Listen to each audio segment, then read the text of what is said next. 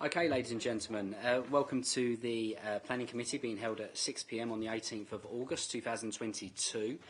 Obviously this meeting is being live streamed, so will be available straight away, as the meeting's taking place. So with that, we'll now move on to the agenda. So first and foremost, apologies for absence. Kenna, do we have any apologies for absence? Thank you, Chair. Apologies have been received from Councillors Tandy, Shinnick and Arnold, and Councillor Little is substituting for Councillor Arnold. Councillor Watson. Thanks. Can I just say that Councillor Daniel was supposed to be here. He didn't receive no papers, nothing, and he's a sub on this committee. So therefore, that's why there's just me, because Councillor Lydiard has also sent his apologies. So can we make sure that he gets his papers, please? Yes, I'll look into that. Thanks.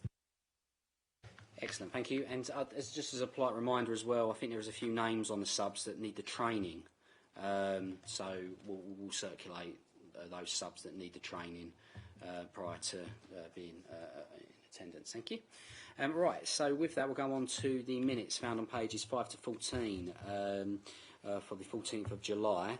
Are we happy to approve those as accurate for those in attendance? Yes, yeah? Chair. Brilliant, thank you. Okay, that then takes us on to item 3, which is items of urgent business. There are no items of urgent business, which then takes us on to declarations of interest. So I'm only after declarations of interest, not declarations of correspondence. Is there any declarations of interest?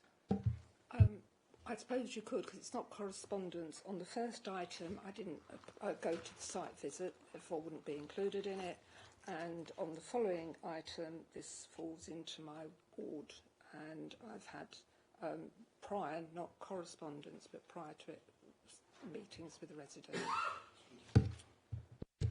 Thank you very much. Well, actually, this is it's the third time this has come here, so only 4 people will be participating, but I will go through those names before we start.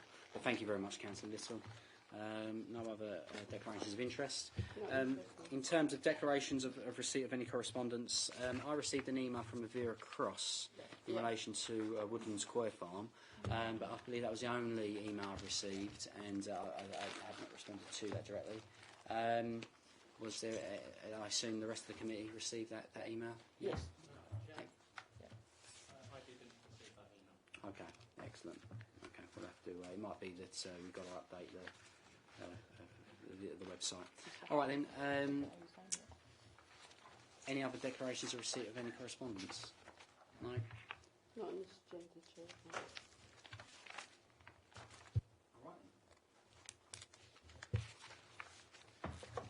Going on to planning appeals. Does anyone have any questions for Lee? Appeals found on pages 15 to 20. And Lee, do you have any comments?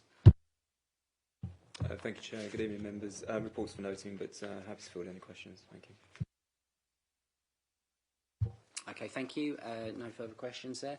That then takes us on to... that takes us on to the public address to the Planning Committee, which will allow us to now discuss the 4 items on the agenda this evening. So we'll start off with agenda item 8, which is 22/00210/FUL. That's Highfields, Lower Dunton Road in Balvin, found on pages 21 to 56.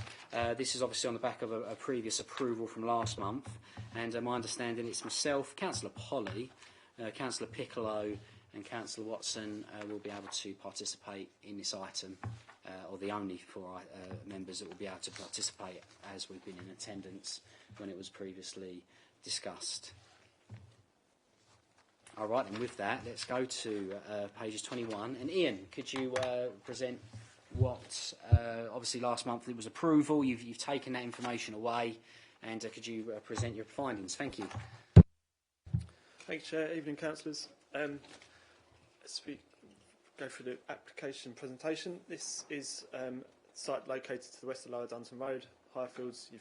Most of those that can vote have been to the site, I think all of you, so I won't spend too much time dwelling on it. You've seen it twice before. That's the aerial photograph of the area. Thank you, Kenna. That's the site that you're familiar with. Thank you, Kenna. In more detail, you've got the neighbouring property Laguna to the north, who we've received a letter of objection from since the agenda was prepared. The letter of objection largely repeats a number of the concerns that were raised before. It sets out an awareness that a legal advice is being sought and that an unsound decision could be challenged. It sets out that they would prefer to see a single-storey development and concerned that this application and approval would be a green light for other developments in that group of properties to the west of Lower Dunton Road. And they're also questioning the size of the plot.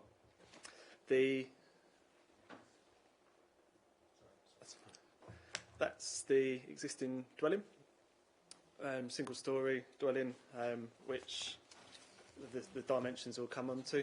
That's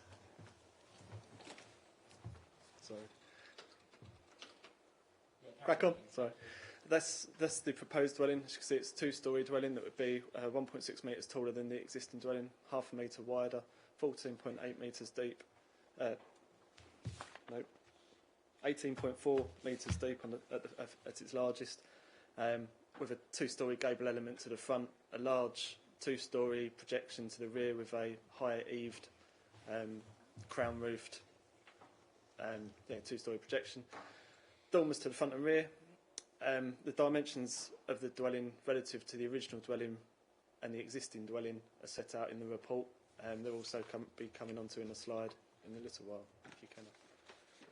That's the ground floor plan with a lounge, dining room, sitting room, kitchen, cinema room, study, utility room, hall, etc. That's the first floor plan, 4 bedrooms with bathrooms, en suites, etc. Thank you, Kenna.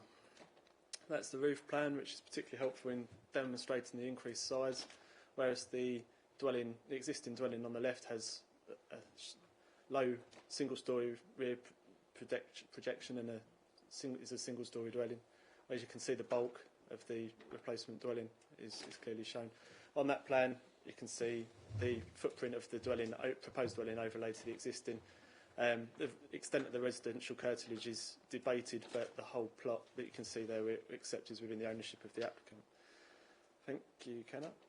These are photos of the site, which I'm sure those that can vote have seen, so we can skip through these. Thank you, Kenna.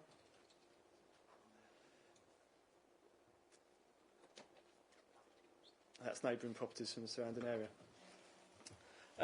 In terms of, as we've set up before, there's 2 reasons for refusal. The first one is the visual impact or the second reason for refusal in the report is on the visual impact. We consider that the dwelling would be out of character with the surrounding area. The first reason for refusal, which I've got a few slides on to clarify some of the points that officers have made before and try to repeat and explain our position in a bit more detail. That's what is coming up in the next slides and relates to the green belt. So starting from the beginning, and apologies for it's done. Last slide, can I? Sorry, thank you. The NPPF, which is an important material consideration, sets out that local planning authorities should regard the construction of new dwellings as inappropriate, as new buildings as inappropriate in the green belt. It goes on to say that inappropriate development is by definition harmful to the green belt, and the harm should be afforded substantial weight and should not be approved except in very special circumstances. Though very special circumstances aren't defined, it does say that they will not exist unless the potential harm to the green belt by reason of inappropriateness and any other harm resulting from the proposal is clearly outweighed by other considerations. An exception that's within the NPPF is where it relates to the replacement of a building where the new building is in the same use and not materially larger than the one it replaces. That's consistent, or our policy, local core strategy policy, PMD6, is consistent with the NPPF because that also includes an exception which allows for replacement dwellings in the green belt, but only where they're permitted, but only where the replacement dwelling is not materially larger than the original building. It's therefore quite clear that national and local planning policy will allow for a replacement dwelling to be built at the site.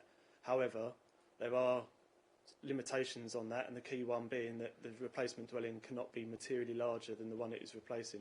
From that position, officers have got absolutely no objection to the principle of replacing a dwelling at the site, just it has to sit within the constraints of the policy in terms of the size. Thank you, Kenna. So the first line repeats what I've just said twice, so I won't do it a third time. The table below sets out the increases of the size of the dwelling that we referred to. Like the report, I've referred to square metres. It should have been percentage in that third column, fourth column. Apologise for that. So what was the original dwelling was 90 square metres. The existing dwelling's footprint is 137 with a small area of first floor space, floor space, which is 171 square metres, giving an overall volume of 448 cubic metres. Conversely, the footprint is 214 square metres of the proposed dwelling, the floor space 417 square metres, and the volume, according to the applicant's calculations, be 967 cubic metres. The rest of them are percentage increase figures. You can see that it's, in almost all respects, it's doubling the size of the dwelling at least. From that basis, the replacement dwelling is materially larger than the original building at the site.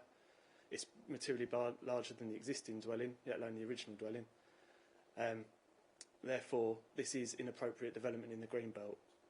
That is harmful to the green belt, and substantial weight must be afforded to that harm. That's, as I've set out in national and local planning policy, is quite central to this, the consideration of this application, that harm to the green belt must be afforded substantial weight.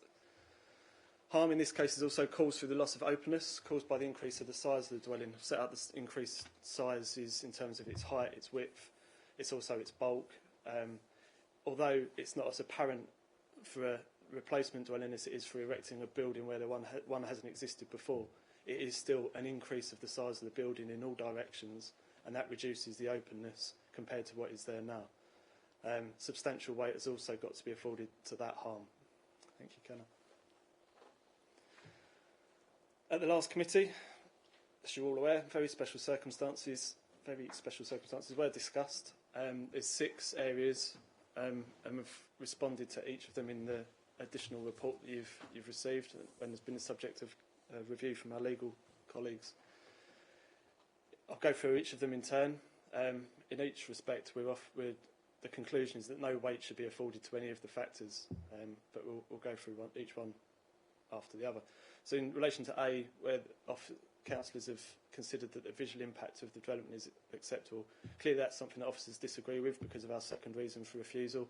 The height, the design, the gable end projection to the front, the crown roof to the rear, it's not, in our opinion, visually acceptable. It would be at odds with the character of the area and out of keeping with the surrounding properties, which sits within the group of properties to the west of Lower Dunton Road that are all they're all of different heights but all appear as single-storey dwellings, whereas this would not. Even if councillors were to take the view that the visual effect of the development was acceptable, that's not in itself a reason to consider that the replacement dwelling is acceptable in Greenbelt terms. National and local planning policy makes it clear that high-quality design and development being visually acceptable is an expectation. All developments should achieve high-quality design, and therefore that should be taken for granted and isn't a very special circumstance that can be afforded anyway. Our position is that a dwelling of policy-compliant size could also be visually acceptable, and so this factor just shouldn't be afforded any weight. Moving on to B, same slide. Hang on. The presence of other recent developments within the vicinity of the site was also set out. We would repeat that each case should be considered on its own merits, and that whilst there are substantial recent developments in the locality, they were entirely different in terms of what the developments involved, where they were, what they were delivering, and none are comparable to this proposal, which is for a replacement dwelling. This proposal is entirely different to those developments. It's also considered that this factor would be readily repeatable at any site and in the locality, and so would not be special. If the line that we're taking was found acceptable here, it could be repeated for any one of the 6. Although each one is considered on its own merits, this would set a parameter by which would no doubt be used against us in the future. So accordingly, we'd suggest that no weight is afforded to this factor. Thank you, Kenna. Moving on to C, then the condition of the existing building. In this respect, no survey of the existing building has been provided. Therefore, this has not been supported by evidence. Any very special circumstance would need to be supported by evidence to be able to afford it anyway. Otherwise, it's unproven. Again, this factor would be readily repeatable at many sites and so would not be special. And a dwelling of policy compliant size could also enable the upgrade of the existing dwelling without having to conflict with the Greenbelt policy. It might not achieve what the applicant is looking for, but it could still achieve an upgrade in comparison to the condition of the existing building. Therefore, the condition of the building it's considered cannot be used to justify departure from the parameters set out in national and local policy, and we would suggest that no weight should be afforded to this factor. Moving on to D. The well-being of occupiers. This isn't a public benefit. Appreciate where the applicant is coming from, that they want to provide a better quality house for themselves, but this isn't a public benefit, it's purely a personal gain. The intended occupiers knew the size of the dwelling when it was purchased, and so there isn't reason to erect a dwelling of such significantly larger size. Again, a dwelling of policy compliant size could also provide acceptable living accommodation for its future occupiers, and so no weight should be afforded to this factor because it's not special and isn't a benefit. In terms of the environmental credentials of the proposal, again, this hasn't been quantified in detail. No details of what the proposal would include to achieve these benefits has been set out. There's been no assessment of the carbon reduction that would be achieved or the energy efficiency of the proposed dwelling. Again, like C earlier, this position hasn't been supported by any evidence that's been provided to the council. The cover letter that came with the application referred to being built in accordance with building control standards. This is an expectation that all developments would have to comply with. It's not special, and compliance with that legislation doesn't outweigh other matters.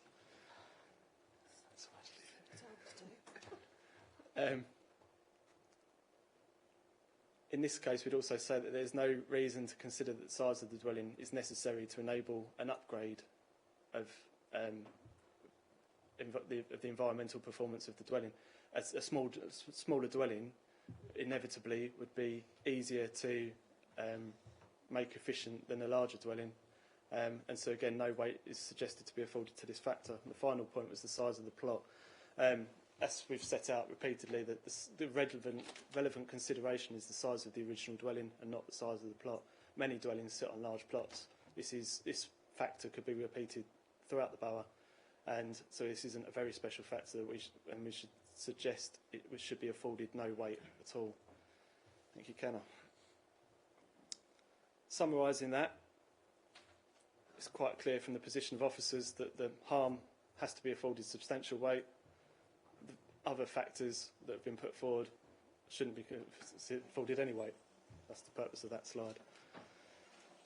Thank you, Kenna. So, in summary, repeating largely what I've said already, the proposal represents inappropriate development in the green belt, and the proposed dwelling would reduce the openness by being materially larger than the existing dwelling. Substantial weight has to be afforded to both elements of the harm that's caused in those respects. Other considerations advanced by the applicant or those which have been discussed previously by committee, with all due respect, are not considered to be sufficient to justify inappropriate development in the green belt, and officers would strongly recommend that no weight is afforded to those factors that have been put forward. Therefore, the proposal is contrary to the local plan, it's contrary to the MPPF, and as I've also established, the design and scale of the dwelling is also contrary to the policies of the local plan and the MPPF. And therefore, we're recommending 2 reasons for refusal. It remains our position consistently throughout that this application should be refused. Thank you for your listening. Thank you very much, Ian, for that detailed report, and of course your work on this particular application. That opens it up to questions. To the 4 members that are able to speak this evening, do we have any questions to start off with? Councillor Pickeye, thank you. Thank you, Chair. Yeah, could you estimate how long you get a glimpse of the property when driving along Lower Duncan Road? Through you, Chair, it's, from Lower Dunton Road, it is fairly contained. You would only see it because it is slightly elevated, the ground level, as you've seen. You can see it from probably in the region of, I'm not going to give a precise figure because it will be held against me, no doubt, but from probably 2 properties up in each direction, maybe 1 property up towards the north. But I would say that the point that we've made fairly consistently is that the visual impact is only really the second reason for refusal. Even if a dwelling can't be seen, it still has an effect on the openness of the green belt. It still has, or even if it's discreetly positioned, it will still have an effect on the openness of the green belt. And the test about it being materially larger is the visibility of it isn't a factor into the terms of the size. Chair. Yeah, I find it hard to get my head around this because if you can't see the building, I mean, I would say that possibly you can see it for 1 second when you drive past the front because it's probably about, I don't know, 10 or 15 yards gap. 2, it's a narrow road that can be what's. I mean, you shouldn't be looking over on the left-hand shoulder to see what you can see. So the chances of you actually seeing it when you're driving down the road is very little. It's sheltered by trees, and to my mind, it doesn't impact on the green belt visually. Looking at, I know I'm getting on the debate now, but the question is that I don't think anybody driving down there would be hard to see the impact that it would have from the road or from anywhere else. So I think that really should be taken into consideration. Okay, thank you. Councillor Watson? No? Councillor Polly, thank you. Thank you, Chair. Yeah, I've got 2 questions in the main. And thank you, Ian. I know you've done an awful lot of detailed work on this, and it's never easy, is it? When we visited site, we've got one property, one side that is the same height of property, the other side that is en masse similar to what is being proposed on this one. So, but as we're always reminded, and it's something that comes up time after number, am I right? We're planning, there isn't a precedent in the same way that there is in law. So there's something in this report that repeats itself, that if the mass of this development was allowed, it could possibly leave us open to other applications. So we're not setting a precedent with this. We're judging it on individual merits. That's my first question. Is that correct? Through you, Chair, that is correct. Each is fundamental planning case law that each application is considered on its own merits. However, if the test in this case is how the proposal sits in relation to the policies of the core strategy and the MPPF, the crucial point being what is materially larger. If we were to take the view in this case as a council that this dwelling is not materially larger and so isn't inappropriate development, then that would no doubt be setting a threshold which would be quoted against us time and time again in the future. What is materially larger is the crucial factor here, because that is what sets whether it is an appropriate development, and it's from there which everything should, or the rest of the considerations begin, because if it's an appropriate development, which in our position it definitely is, very special circumstances have to outweigh that, and in this case we don't believe they do. Thank you for that, Ian. And my second question is in relation to there's guidance in the report that if the applicant was to resubmit, or as you've just indicated, we're not against a revamp of the existing dwelling, but not on this scale. When we visited, there was also the mobile home at the front. So, as I understand it, for something that is mobile, and given the size of the plot, that the applicant could, without any consultation or permission from this council, put a monstrosity of a mobile home in the back garden. If that be correct? Through you, Chair, there is a certain ability to put caravans on a site. That is true. However, when we're considering fallback positions, there has to be a degree of there has to be an assessment in relation to how realistic that would be. In this case, any caravans, it's unlikely that the more than one caravan would be put there, and then the caravan would have to comply with the definition of a caravan in any case, which could be quite large. But that would contain how big it could be, and if it was at the rear of the site, that arguably it would be less visible. The point, again, is that the starting point for your considerations would for a replacement dwelling, would be the original dwelling on the site, which in this case is approximately 90 square metres, we believe. Anything that came after that, whether it be caravans, the outbuildings, the extensions, shouldn't necessarily count in favour of any future proposal. But the first point you made was probably the most important from our position, which was that we haven't got a problem with a replacement dwelling being built on the site, just one that's accords with the relevant policies in terms of size, massing and everything else.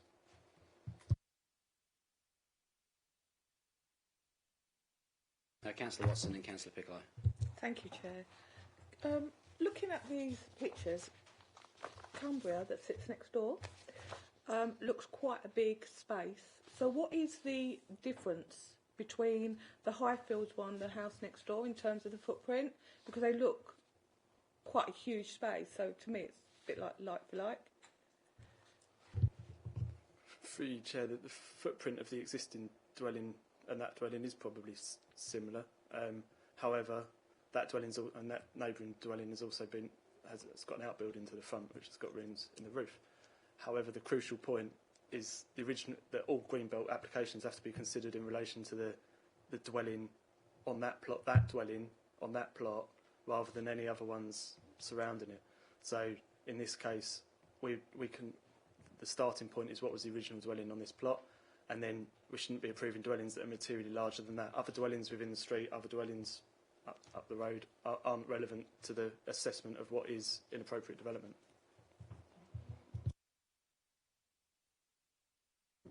I've not used this before. I was just going to add that when we're looking at Greenbelt, and I'm following on from what Ian said here, we're looking at openness. We're not looking at visual amenity at all. So it's about trying to, what the policies and the national policies and the local policies are looking to do is protect the openness. Whether you can see the openness or not is neither here nor there. The whole point of Greenbelt is to stop development expanding and taking over and for towns merging into each other and so forth. So it's about protecting openness, whether you can see it or not. So I think really it's about coming through on that side of things. So visual amenity isn't part of the Greenbelt issue in its own right. And the starting point of, development is inappropriate is because that we're trying to protect nationally the openness of those Greenbelt designations. So I just wanted to sort of get that across a bit clearer, because I think there is this misconception that it's about visual amenity. It's not. It's about protecting it from built form. And the more built form you have on it, the more the Greenbelt policy weakens in that area. So I think that's really where we're coming from, isn't it? So when Ian's talking about the volume, it's to do with the more volume you start building on each individual property, the more encroachment you've got on openness. So that's where the basis of the policy sits, if that helps. Check. Thank you. We understand about the openness stuff of it, totally, but thanks ever so much. But what I think I'm struggling here, is that we don't talk about previous applications, but we will where we've said we don't want it on the green belt, and you've come forward and go, we're going to build on the green belt. We had one not long ago where we took the mezzanine floor in to make it bigger on the green belt, and now we're sitting here with one house, and we're now in the position where you are saying to us, well, you need to think about the openness in the green belt when it's in that person's garden, and we will be looking at light to light, because we're not experts, that's why you're here. And so I'm just really struggling to see where there's an issue here with the openness when you've got a field sitting at the back, a huge garden at the back, you can't see it from the front. So I know we're going into debate, so I'm going to stop right now and we'll carry on in the debate. Is that okay? Thanks, Chair. Thanks. Councillor Piccolo. Yeah, thank you. Do we know what percentage of the actual plot size is proposed to be built on? I'm only asking this because there's far smaller plots in the Greenbelt that have been given permission for 4 and 5 bedroom homes that we can't use as an example, but I'm going to because they exist. Yeah, I think the impact is relevant to the amount of space it occupies on the piece of land that it owns. I think that needs to be relevant. Sorry, I asked the question. I'm getting in this debate now. But do we know what percentage that house is going to take up of the overall plot size? Through you, Chair, no, at the moment I don't. I can probably do some measurements while I'm sat here, but I would repeat the point that the crucial consideration, national and local planning policy tell us that the crucial point is what is the size of the building, not the size of the plot. Everything needs to stem from what is the size of the original building at the plot at the site. That's national policy, and that is the core strategy that was adopted by this council that tells us that. It's not just the opinion of officers. It does have some credence. Okay, thank you. Well, I don't think there are any further questions, so obviously we'll head straight into debate. Would anyone like to start? Councillor Piccolo. Yeah, thank you, Chair. I can understand the concerns that the planning officers may have, but I do think this is an exceptional case. For those that know the site, it's visible from the road for about 1 second if you're lucky, and you shouldn't really be looking over your left-hand shoulder when you're driving around a narrow country lane. There's no pedestrians, or very few pedestrians, other than possibly a couple of local residents move past it. So, from that point of view, I don't think the impact on the Greenbelt or the area visually will be impacted at all by this proposed development. Getting on to the actual size of the plot, I believe that the size of the overall plot is relevant, because you could understand if they were trying to put something on in the Greenbelt and they only had sort of like, I don't know, 20 or 30 yards of back garden, but this is an enormous back garden on the back of this house. It's not overlooked from the back, and I believe that needs to be taken into consideration. I can understand the point of the impact. I think it's more the principle than anything else. It's not the fact that people could say, oh, it can be seen from the Greenbelt. It's the principle that we've allowed it to be built on the Greenbelt. Now, the principle shouldn't, while other applications may want to use this example, if we give it permission, as leverage to try and get it on theirs, as you said, every application should be taken on its merit. And if we make sure that we're very precise in the reason why we approve this, if we do, that it's because of these factors, that the garden is massive, it's not overlooked by anywhere and whatever else it is, then anybody that tries to use that case, or this case, as trying to leverage for building on other parts of the Greenbelt, need to also prove them same things. They won't be able to use it, as in my mind, or if it comes before me as a committee, they wouldn't be able to use it to try and build a 4 or 5 bedroom property on a little patch of land that can be seen from all over. So, I mean, that's my views at present. Okay, thank you. Did anyone else want to come in there before we head to some form of conclusion? Councillor Polly. Thank you, Chair. Firstly, I think the officers are in between a rock and a hard place. I mean, as we've already alluded to, that they are the professionals in this situation. They are the people that we trust to know and advise us on all the policies, some of the policies which, as Ian has quite correctly pointed out, we have set as councillors.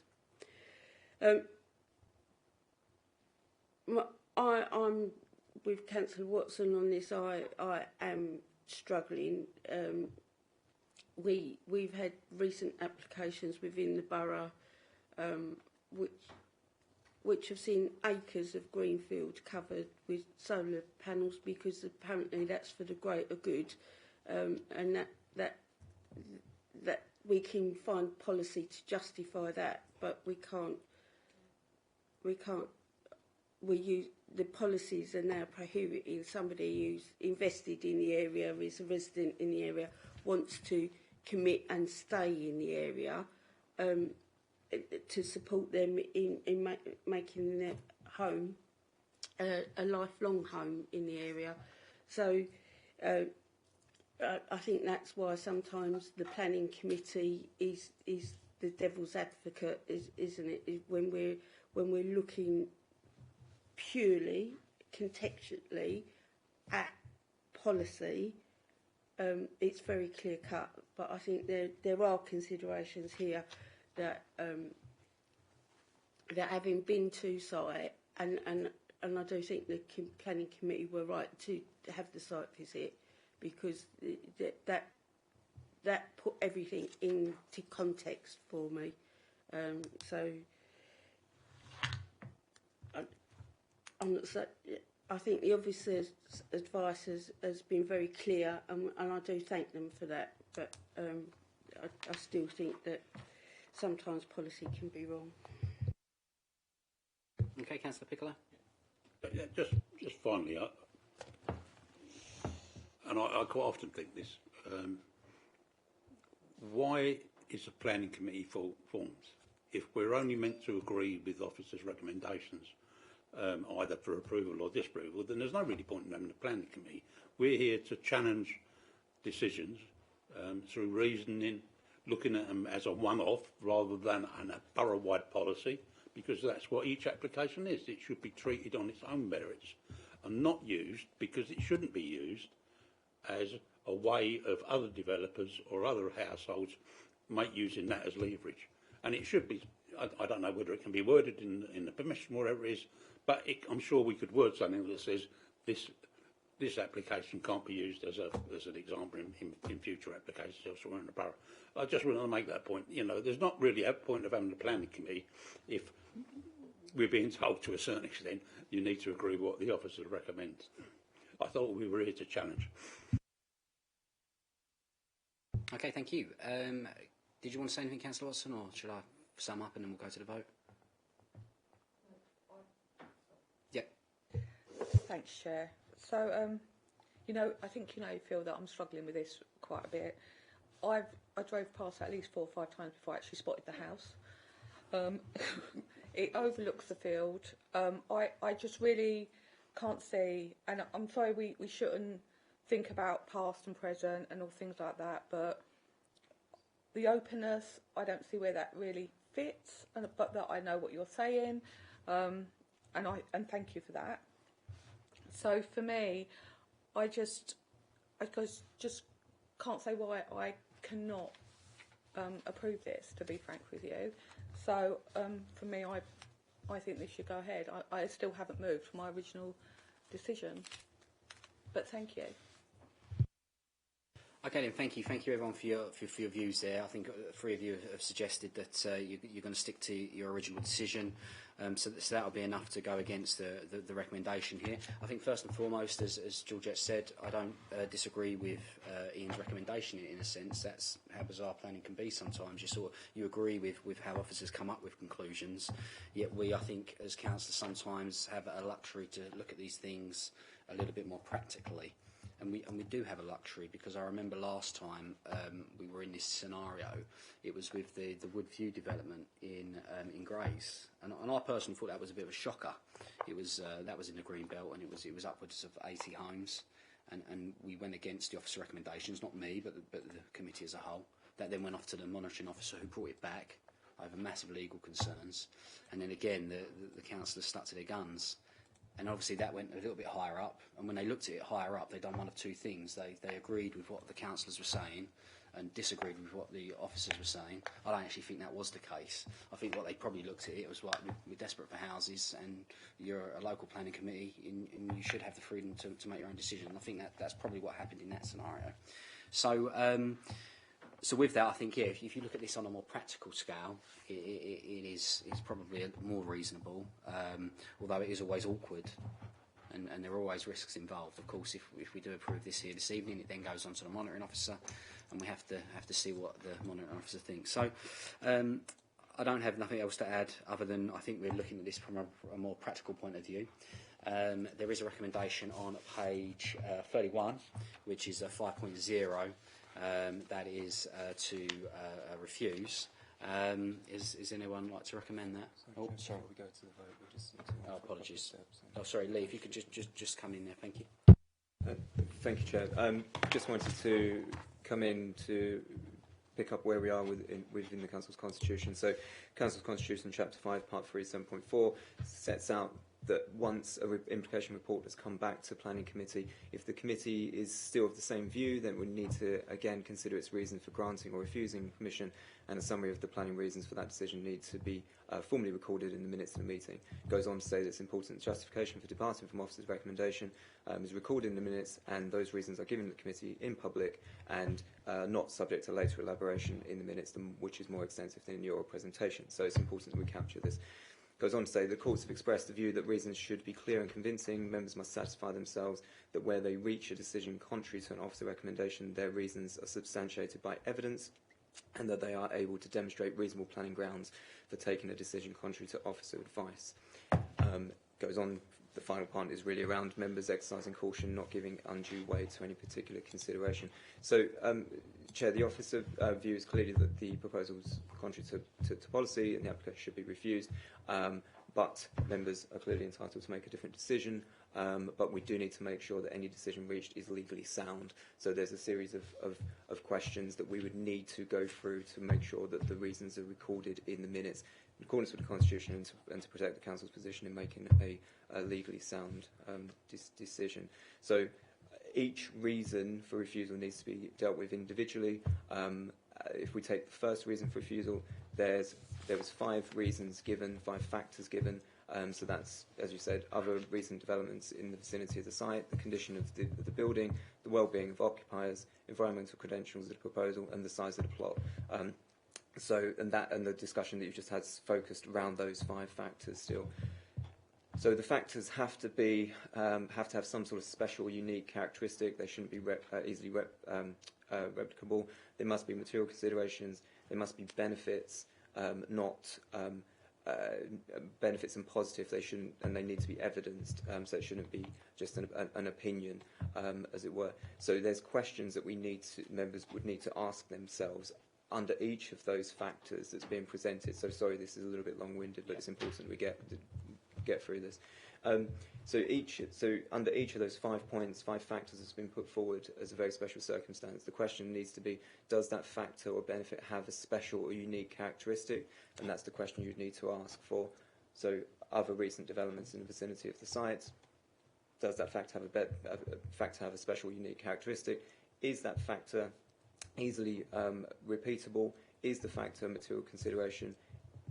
Is it truly a benefit, or is it just compensating for a negative? What evidence is available to justify it, and does that benefit address the harms? So we're going to need to go through that. Once you're satisfied as a committee that all of those tests have been met, then we need to go on to the next step, which is weighing up the balance. So there's a little bit that we would need to work through. So, Chair, in your hands how you want to do that, but let's say there's 5 reasons that have been 5 factors that have been put forward, and they basically need to go under the microscope just so you can expand upon them and to give that rationale for the decision. Okay, thank you. Thanks for that, Lee. And yeah, I appreciate that whilst it is long-winded, we need to take our time. So first and foremost, the recommendation for refusal, do we need to go to a vote before we head there, or can I recommend an alternative? I think we just go through this, Chair. Go through this, yeah, perfect. All right then, so committee members, first and foremost, in relation to the two reasons for refusal, obviously we're of a different opinion to that of the officers. There were two reasons for refusal. One is design, and the other one is a reduction in openness to the green belt. I think first and foremost, in relation to reason one, obviously we do need to acknowledge verbally that poor design is a substantial harm to the green belt.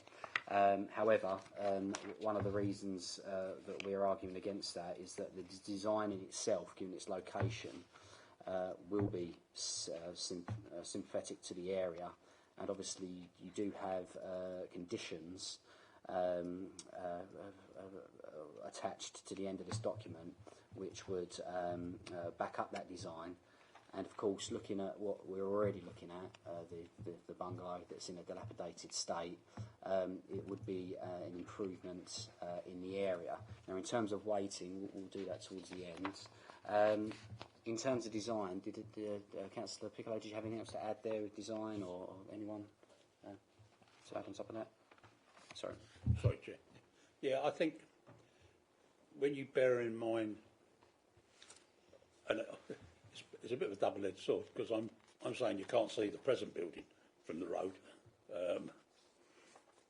but it is rather dishevelled, it's rather dilapidated. Overall, it doesn't do anything to enhance the area. Obviously, if someone's looking to move to the area, they will probably pay more attention to someone that's just driving past on the off chance. So I think the fact that it's going to improve the general appearance of the area is something to go in its favour.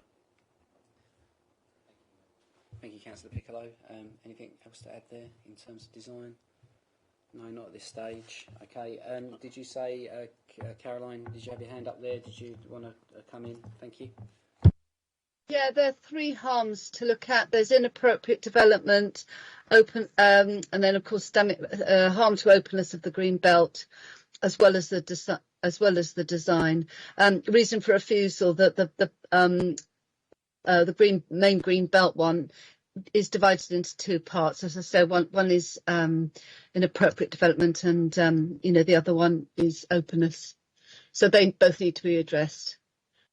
Both harms have substantial weight. Okay, thank you very much for that, Caroline. Yeah, we'll go through. Councillor Polly, did you want to come in there? And obviously we can also focus on reason 2, for which is inappropriate development.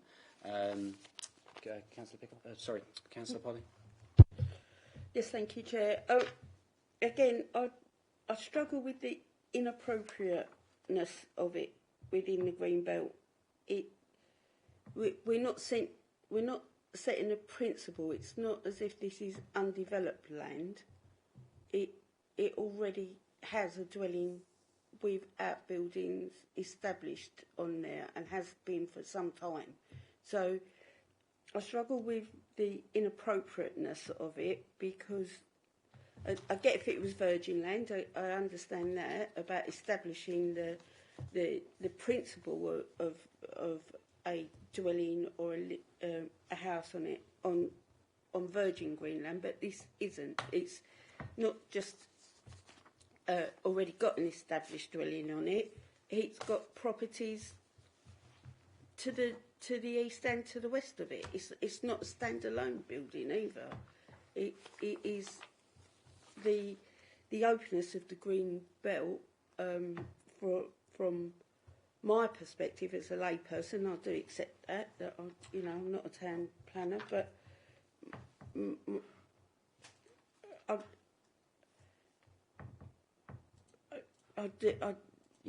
sorry, Chair. I'm obviously struggling because my common sense head says if there's already a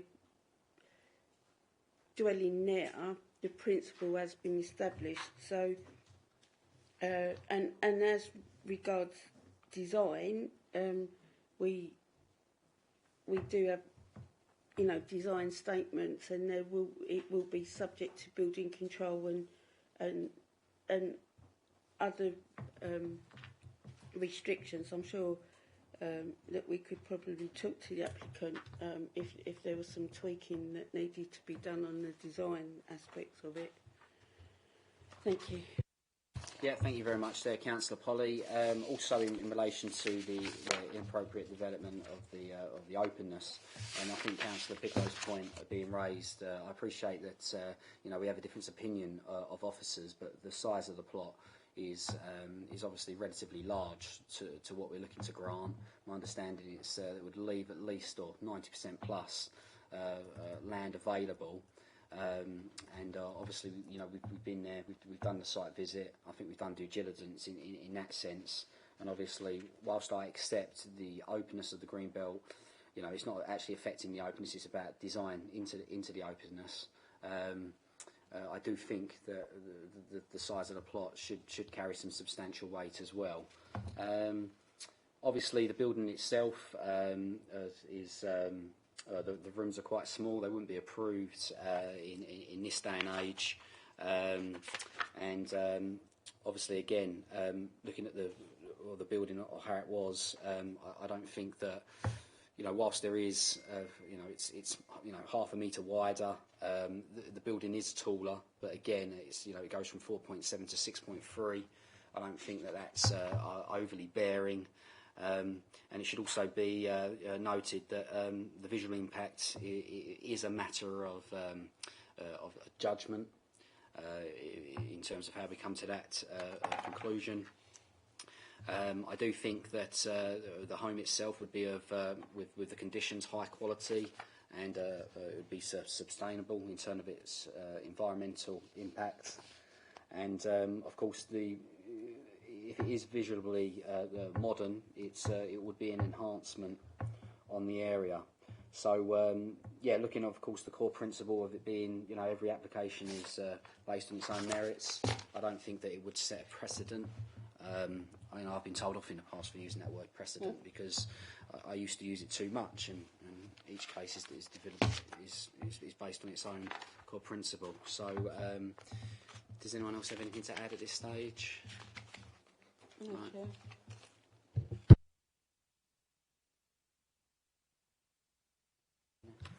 Thank you, Chair.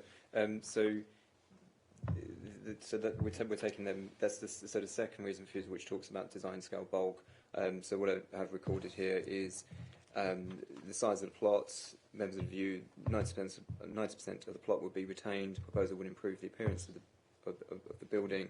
There'd be positive impact on location, visual impact, say, is a matter of judgment, but through conditions, the home would be of a high quality and sustainable. So that's what I've captured there, Chair.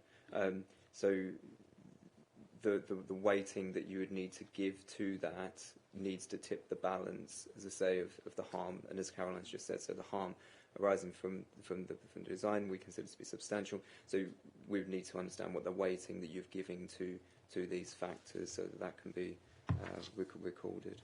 Thank you very much, Lee. So did you want to call those out, and then I can tell you what weighting we'd like to. Joe, we can take it as on bulk, but as I say, it was what you've just said is size of the plot. The appearance of the building would be improved. Positive impact on the location. Through conditions, for the use of conditions, you ensure that the home will be of high quality and sustainable. Okay. Well, I'll put those down as substantial, as a bulk on this particular case and this particular plot.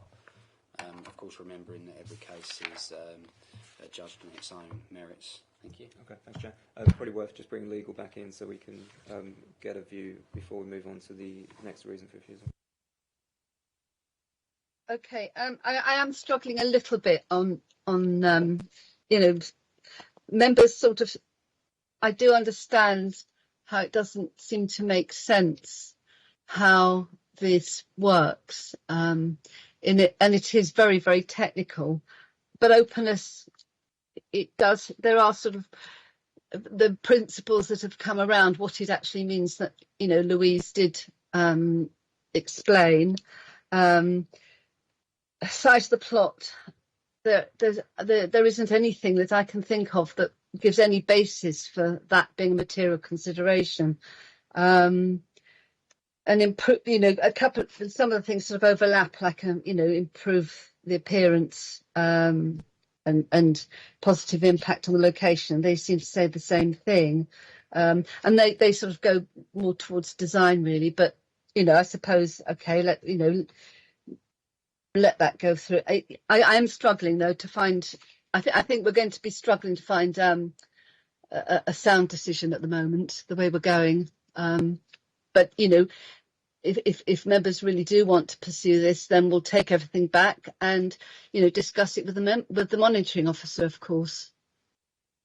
Yeah, no, thank you for your comments there, Caroline. I know we've been here before, as I mentioned earlier on, with Woodview, and obviously I was in agreement with officers that evening. So I understand where you're coming from. I do agree with you that this is probably one that we will be approving, and again, it's something that might need to end up in front of the monitoring officer. But thank you for your comments there.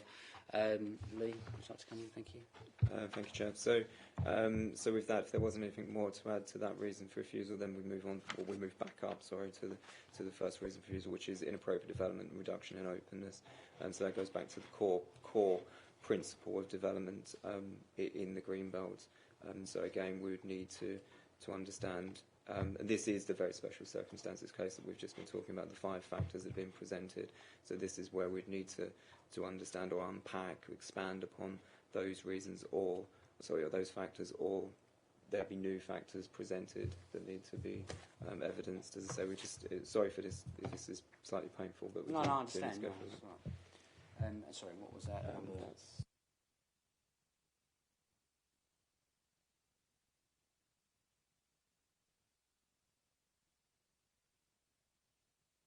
Councillor Piccolo, so reduction in openness. Thank you. So this is we're on the reason number 2 now, yeah? No, we've taken them the alternative. So the second reason for refusal was the design scale. The first reason for refusal is the core first principle question. Inappropriate development in the Greenbelt is harmful, and because of loss of openness and inappropriate development by definition. So that's the point we're picking. You've already touched on some of the openness parts there. I'd really be focusing on the inappropriate development just as a core principle and the harm that comes from that. If that helps. I jumped on ahead too far.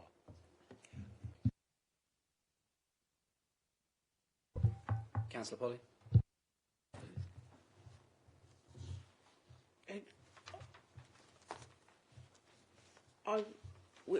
We know that we're in the process of producing the local plan, and one of the issues that we do have is predatory developers looking at the area. So I am aware that every decision we make, whether it's a single dwelling or a larger scale development, is being monitored. And again, I just want to reiterate how much we do support the officers in advising us. The housing numbers that we're looking to deliver are huge, and that's because we don't have the right tenure of housing within Thurrock at the moment. We have a lot of flat development that isn't allowing people to then live in Thurrock as a place of choice. They are then moving out of the area to areas like Brentwood and neighbouring boroughs that have got larger family homes. And I think one of the considerations on this, as I say, this is somebody that is a resident of Thurrock and hasn't got the opportunity to find a development of this calibre within the area. So I don't know if that is a consideration that I don't know if yeah, that is. I just sort of building on that as well, Lee. I think ultimately looking at the openness when you're driving along that particular road, as you look at the front of the property, it's only a half a metre wider. As I said, the building itself is not too much taller, and of course we're not looking at what you would consider pristine greenbelt that's open. This is previously developed greenbelt, and which is harmful in its current format. Looking at the current bungalow. Anything else, Councillor Piccolo? Yeah, I think, bearing in mind what the view is now from driving past it, Thurrock does have a housing shortage. We go on about 2-3 bedroom homes, but we also need homes for executives that are actually going to move in the area. And I can't believe I'm actually using one of Councillor Rice's old terms, but I think in this case, if you look at what is down the road and the type of area that it is, it's a prime place for that sort of house. It will fit in with the others down the road. Not all of them, obviously, because some of them are still probably owned by people that don't want to go any further than that. But as long as it doesn't create bungalows where there's one bungalow and they buy the land up on and want to build 3 houses or whatever else it is, as long as we can make sure that we're very strict on the conditions of why we've granted this, so it's quite clear to anybody in the future that it's been granted because of the need, the uplift in the area, and the fact that we do need good quality 5-bedroom homes, and I think this is a very appropriate place.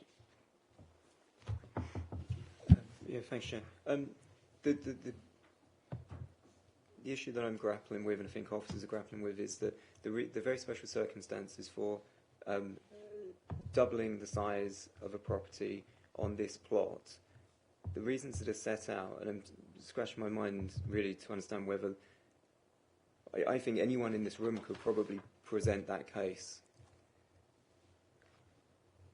Anyone could argue there's other developments in the vicinity of the site. Anyone could argue that they've bought a dilapidated home. Anyone could argue that they want a nice home for their family.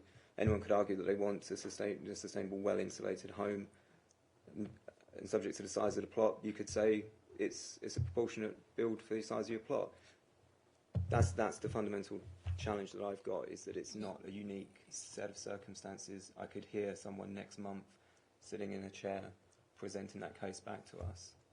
Yeah, I mean, I think I sort of understand where you're coming from there, Lee, but as I said, and I know sometimes planning, it contradicts itself, but we are looking at, each case is judged by its own merits. And I think what works for this particular location is the fact that it is enclosed and it is in an area where homes are of a substantial size. Now, rightfully so, somebody next month, and I'll just guess somewhere like King Edward Drive, could look to double the size of their property, and that would be pretty big in King Edward Drive. But clearly that would be inappropriate inside a very highly dense residential area. And I think that's, for me, I get exactly what you're saying, that if one person does it, it's acceptable for the other. But again, it comes back to that contradiction sometimes, that each case is based on its own merits. And quite frankly, this would be, I think, unacceptable in a high-dense residential area. This is, I think, councillors looking at things practically, and officers restricted by planning law. When you look at that greenbelt law of openness of the greenbelt, really it's a one-size-fits-all.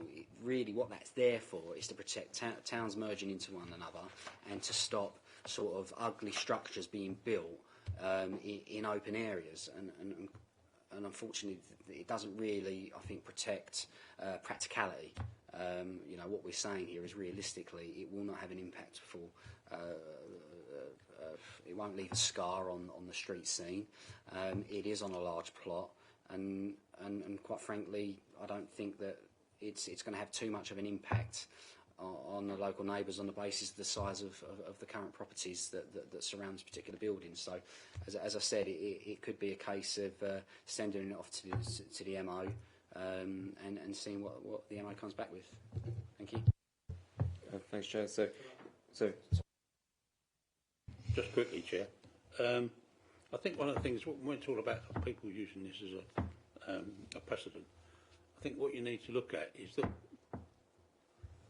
probably the majority of times, when officers recommend something for rejection, we support them. So it's setting a precedent in so much it has to be really exceptional, with really exceptional circumstances, for the planning committee to override officers' comments. And I think that's a major issue on this. It's not that, you know, we ride roughshod over officers' suggestions on all their planning applications. There are rare occasions where we do feel that we've got good reason, or the applicant's got good reason to get the permission.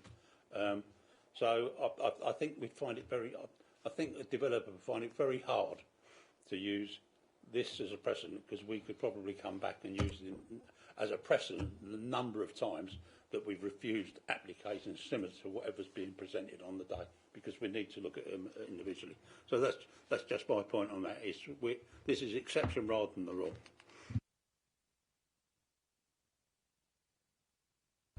Yeah, thanks, Chair.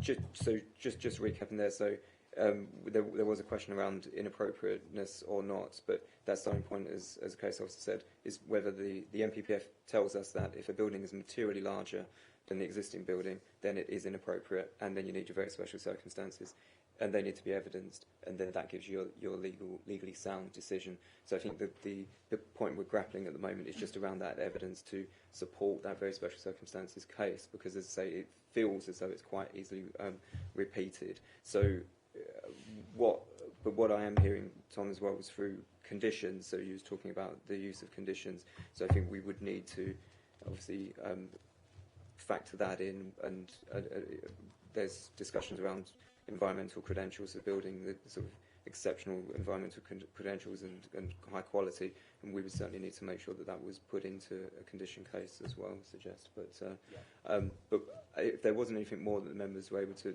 bring forward for this, Chair, I think it's a pass over to legal, and then it would be to the vote and then to the MO, I think. Yeah, thank you. At the end of the day, you know, what we have to do is to try and produce a lawful decision, which means that if it was tested in the courts, that the decision is solid and would stand, because if it, you know, you've got good foundations for it.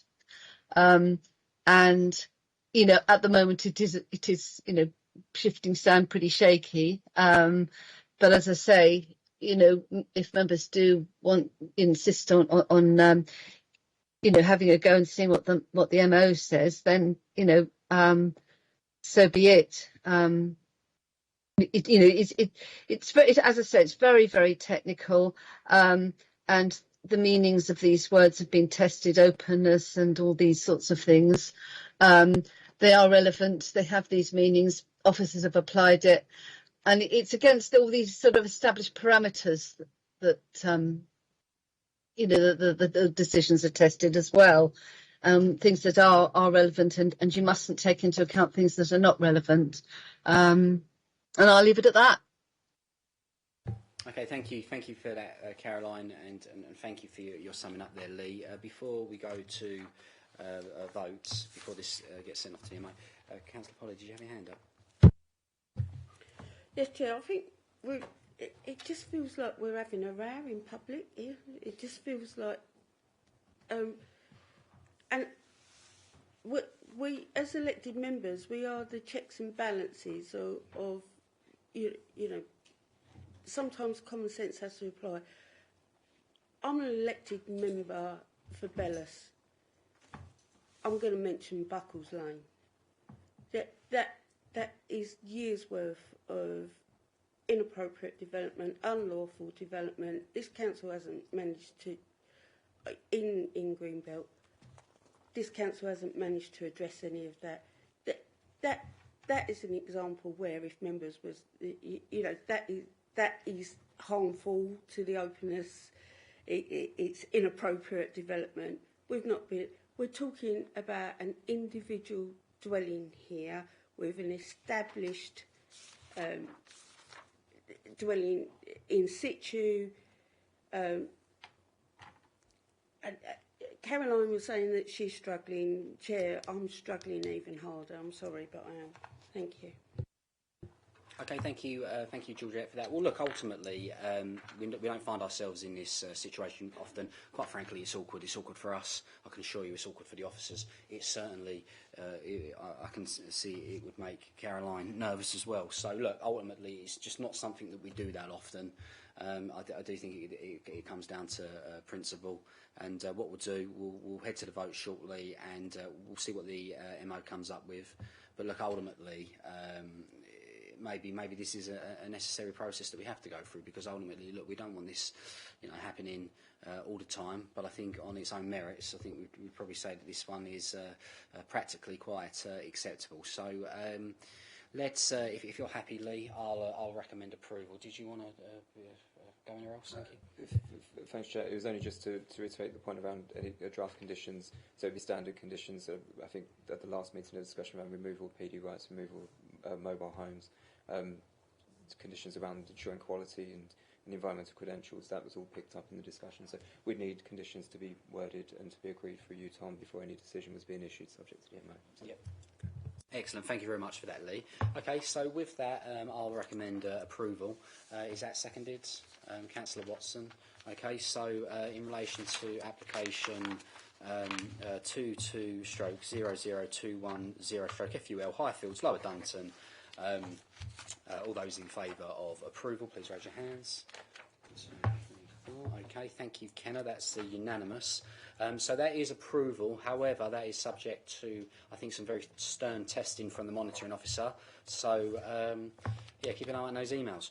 All right, then. So with that, we'll go on to item 9, which is 22/00903/FUL Woodlands Koi Farm, found on pages 57 to 74. And with that, we'll go over to Lucy. Lucy, if you'd be so kind as to present a report. Thank you, Chair. This application is for full planning permission for construction of a single-storey detached annex following demolition of an existing outbuilding. The annex is for a family member. By way of an update, part of the existing outbuilding, which is the subject of an enforcement case, has recently been demolished. Therefore, the submitted existing plan is now considered broadly accurate. Also, an old paragraph number from the MPPF has been stated within the refusal reason at 8.1 in the report. This should refer to paragraph 138, not 134 of the MPPF. So it's correct everywhere else, just in the reason for refusal. So this is the site location plan. The application site is broadly rectangular. It's located along South Avenue, which is accessed via South Hill in Langdon Hills. The site contains both business and residential uses, and the site is within Greenbelt. Thank you. On this aerial photo, the site is in the middle of the site, indicated by the red marker. You can see that the site is in a secluded position. Langdon Ridge Site of Special Scientific Interest is to the north of the site. So this is the proposal. This slide shows the location of the proposed development within the site to the bottom of the slide. And the main house is to the left, with the proposed annex footprint over the dash footprint of the present building at the site. This slide also shows the elevations of the proposed one-bedroom annex. Sorry, next slide, Kenna, please. Thank you. So this plan shows the existing outbuilding. And the next slide. So this photo shows the present outbuilding when facing towards the southeast. And the next photo. So this photo shows the site viewed from the road.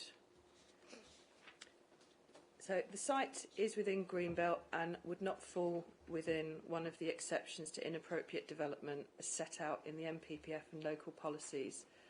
Therefore, it would result in inappropriate development in the Greenbelt, which is by definition harmful to openness. The applicant has not advanced any circumstances which would amount to very special circumstances that could overcome the strong presumption against this type of proposal.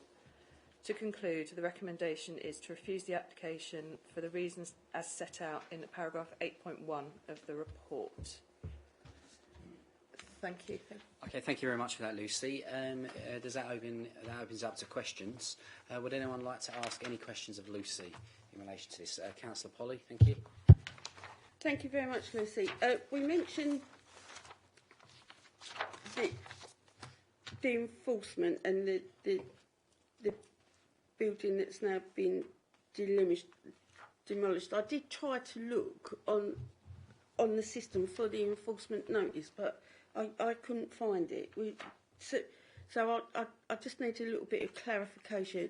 Were we considering enforcement, or had we actually taken enforcement action? If you don't mind, thank you. Yeah, of course, Councillor Polly. Yeah, a reference had been set up on the system, and we were preparing an enforcement notice, but an issue with land ownership arose, and so an actual enforcement notice was never served, but it was intended to be served.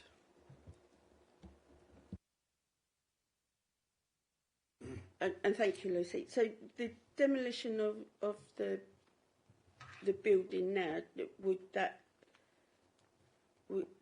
does that satisfy the enforcement? Would we no longer be looking at enforcement on that? It's unlikely, Councillor Polly, yes.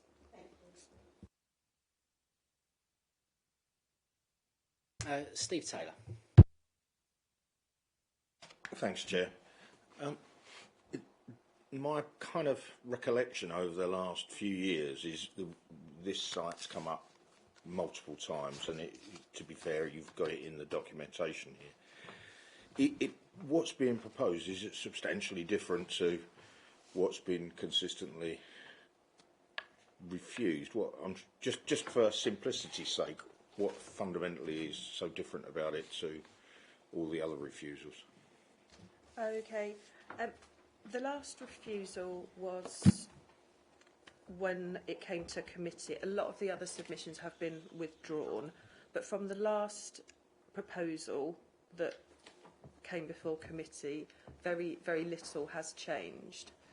So previously, if you go back in the history to kind of 2016-17, then those proposals were a lot larger than what's on the table now. But for the last the last application that went to a decision, it's pretty much identical. So that was the one in 21? Yeah, that's right. Okay. Thanks, Lucy. Thank you. Okay, any further questions at this stage? No? Okay. All right then, so that opens us up to speaker statements. I understand there is one speaker statement here this evening, and that's the local ward councillor, Councillor Johnson. Councillor, if you'd like to take your seat, and you have, of course, 3 minutes in which to present your case. Thank you. Thanks, Chair. I was indeed present and spoke in favour of a similar application back in April 21, which you mentioned then, when the committee, quite rightly in my opinion, suggested that other projects which had already received planning permission were to be completed or at least started before the current application could be considered. That's why I thought it was turned down. So these projects are either complete or very near to completion, having really been taken off track mostly by the COVID pandemic.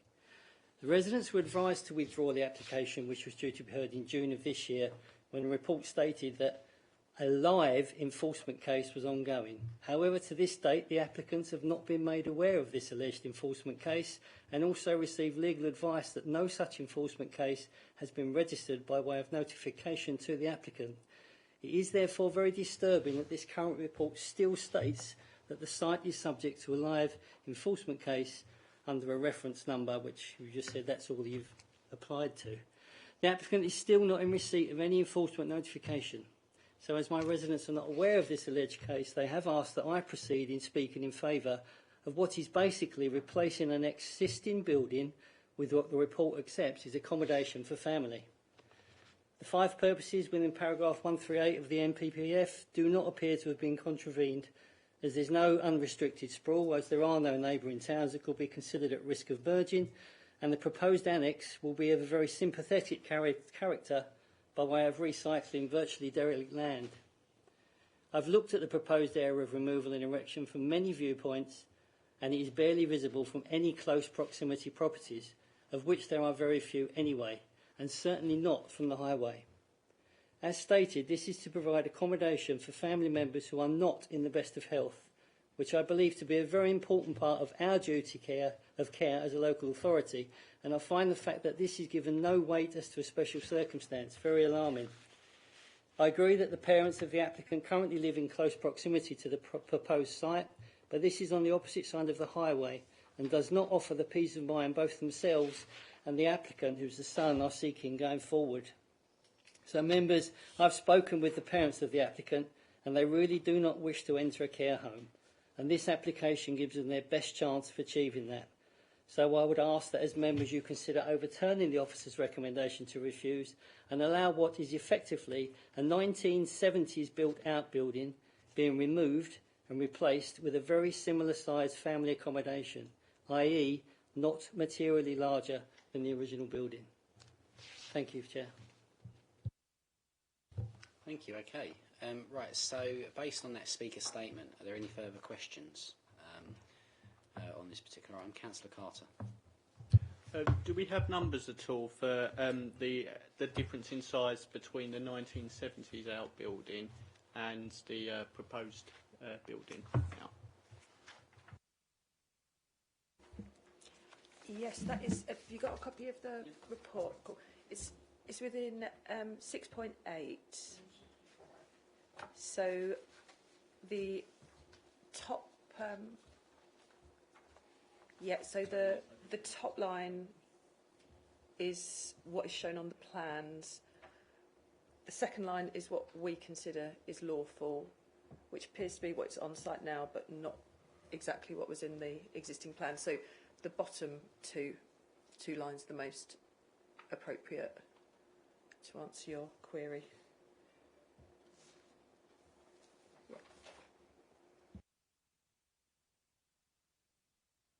So what's being factored? Sorry, Chair. No. So what's being factored in is how the outbuilding is at the moment, not how it was in the 1970s. Sorry, it's really difficult to get your head around, and you haven't been party to any of the history. So there was a 1970s outbuilding, which is what we've got back to now at this point in time. But there was a new house built at the site. So the permitted development rights were removed for the site, and additional outbuildings were put on the site after that, and then joined to the 1970s, what would have been lawful outbuilding. So that made the whole of this larger outbuilding unlawful. Does that make sense? Yeah. Okay, thank you, Councillor Carter. Any further questions? No. Oh, sorry, Councillor Pickler. Just something just picked up when you said it made the building unlawful. What action did the council take to remedy the fact that what had been placed was unlawful? Were they successful? This takes us back to the enforcement case, which is referred to in the report. So we'd drawn up an enforcement notice to serve, but unfortunately a issue came up with land ownership, so that slowed the whole process down. So it was going to be served, but it hadn't happened as yet, basically. But there's still. But when was that being? When did that start being drawn up in relationship to when the outbuildings or the buildings actually exceeded the problem? In other words, how far after the incident did you actually draw up or start to take action against it? Yeah, well. Months, 6 weeks, 2 years? Well, what happened, Councillor Piccolo, is until an application came in and we kind of forensically looked at the history of the site, the council wasn't aware, but it was looking back at aerial photographs, and then this was before the 2021 application that was refused. So it was around about that time, maybe it was on one of the withdrawn applications. So it was something that came out of our looking at the planning application and suddenly being like, oh, hang on a sec. They're saying that we want to replace this outbuilding, and that is that much footprint and that much volume. But hang on, back in 2016, it wasn't actually joined. So now there's a large part which was unlawful anyway, but now there's an additional part which is joining it to the small existing outbuilding, which can be proved lawful. So, yes, there has been a little delay, but we were well within the time frame for enforcement action. But it's now been. Does that also apply, because you're tending to get it right, refer back to what happened in 2016 and the fact that it was joined up, which you weren't aware of. So how long after it being joined up did you become aware of it? 5, 6 years? No, it wasn't that long, and it was only by when the application came in and having to research back on aerial photographs to see when it was. So we've been aware, I think, since whichever application it was. Yeah, so 2016, yeah. So either the 2020 applications which were withdrawn, or so we became aware then. Sorry, I misunderstood what you said. I thought you only became aware of the fact they made it a bigger outbuilding by joining two together, or whether it was some time after that had actually taken place. If I was mistaken, I apologise. Okay, thank you. Councillor Watson. Thank you, Chair. Thanks, Lucy, for your presentation. Can I just ask you a couple of questions about this map here, this drawing here? So the existing building, sorry, just bear with me. So the existing outbuilding, as shown here, I'm assuming this dotted line is the unlawful building, or is that the lawful building at 49 and the proposed is 70? So what is that, the unlawful or lawful? Yes. So the dashed building which is on there, is what the applicant in this application said they considered to be lawful. The council considers that the part at the end, so the little bit which sticks out to the top. So, Am I looking at Lucy? Have you got the? Have you got the Yeah. top there? Not that they're talking about that, are they? Sorry? Talking about that little bit that sticks out. Well, that's what I'm not sure. That's what I'm trying to get to the bottom of what I'm looking at, because we've got an existing outbuilding is shown. I think that's the unlawful one, and the existing outbuilding is lawful is smaller. But in the drawing, is that the lawful or the not lawful? So it's this plan, yeah. So Same one. Cool. So the dotted line. Yeah. So is that what it is now, and is that lawful or unlawful? So the dotted line is it's mostly what the council considers lawful, but the part to the kind of northwest, we don't consider that definitely was part of this 1970s outbuilding. So what I did in part 6.8, so existing outbuilding, which is the dashed line. Yeah. Sorry, Julian's here. That's the lawful. Got it. Oh, thanks, Julian. I didn't know I could get up and come over. Yeah, you can. So it goes like that. Basically, that's the unlawful bit. That's the lawful bit. Yeah, but the previous unlawful part was much. Yeah, it was twice the size again. So what was submitted this time is much closer, but still consider that it's not quite right. But what's on site, it does look like all of the additions have been removed. So I'm confusing you again, aren't I? Sorry. I'm really trying to get my head around what's lawful, what's unlawful, and what I'm actually looking at. Because if that's the size and the print is around the outside, yeah. Yeah. I can do. Can you what I'm trying to work out is what we're looking at now. Am I looking at like that all it is 10 square metres or 21 square metres is the issue? So this here, so taking off this little square. Yeah. This is what.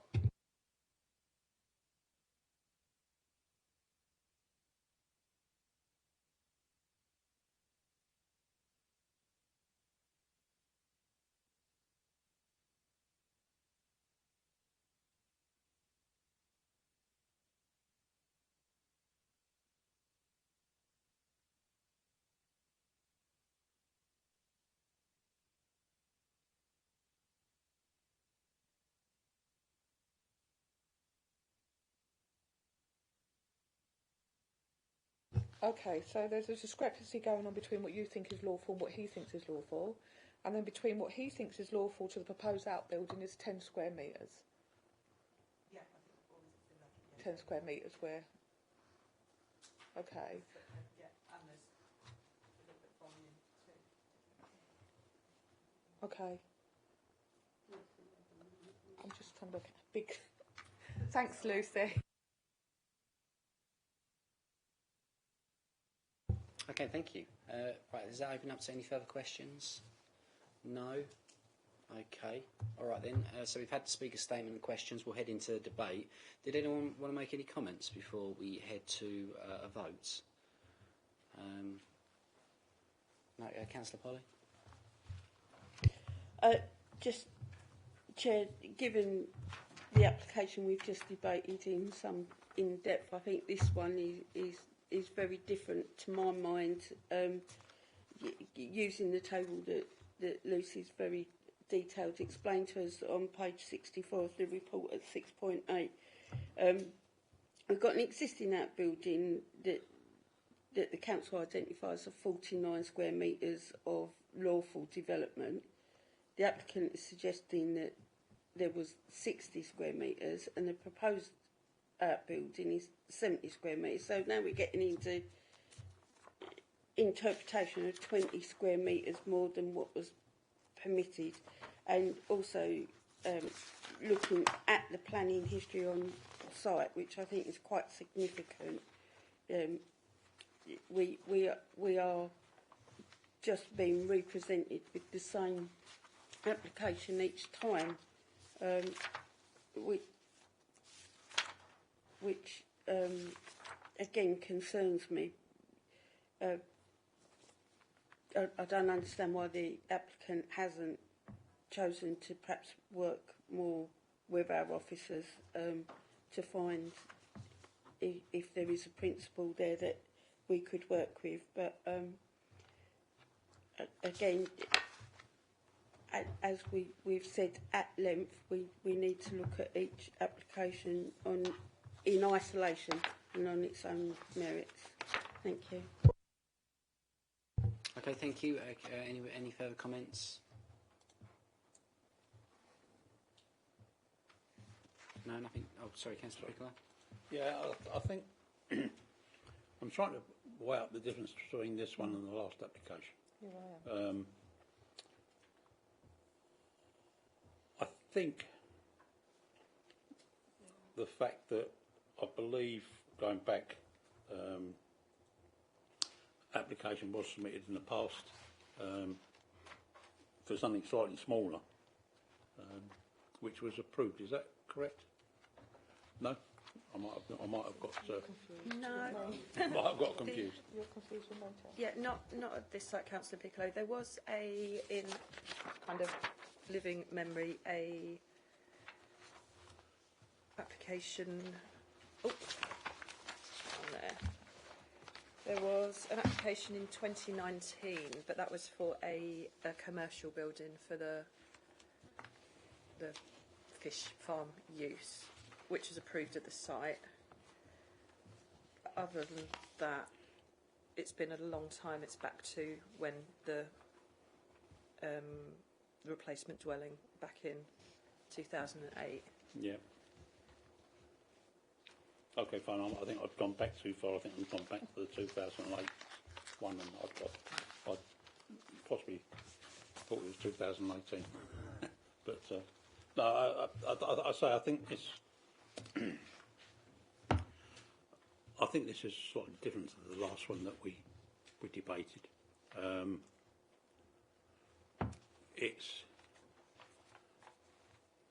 It's an addition to what's there at present.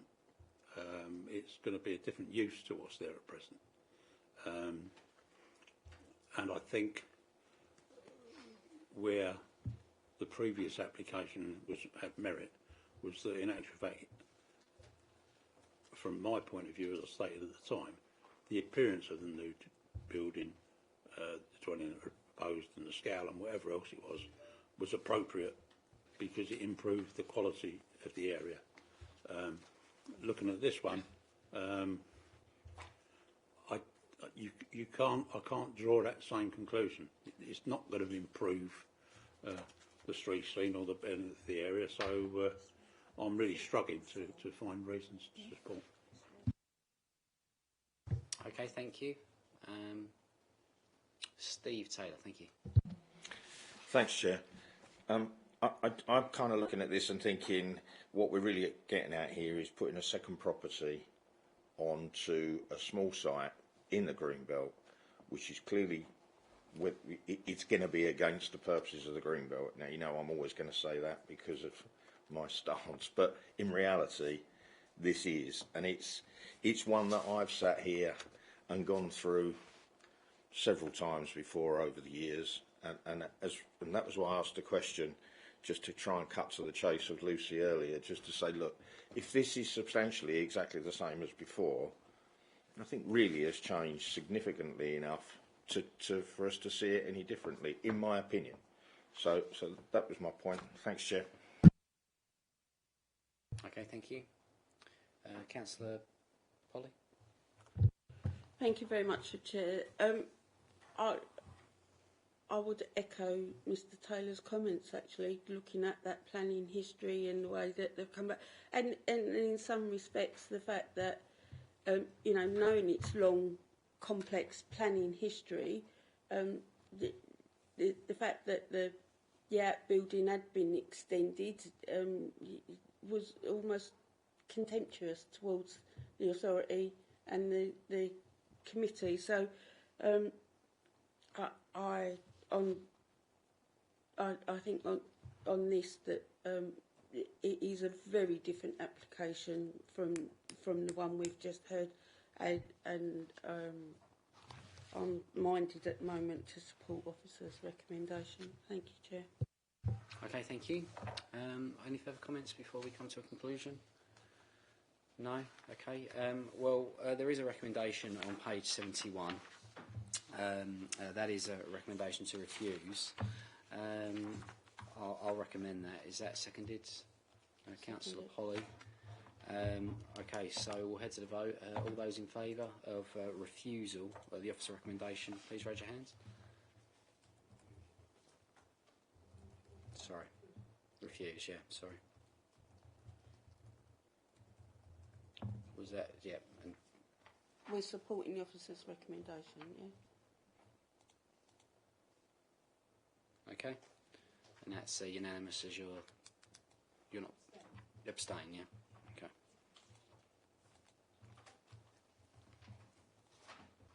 Okay, Ken, you happy with that? Okay. So that's application 22/00930/FUL, recommendation refuse as per the officer recommendation. Okay.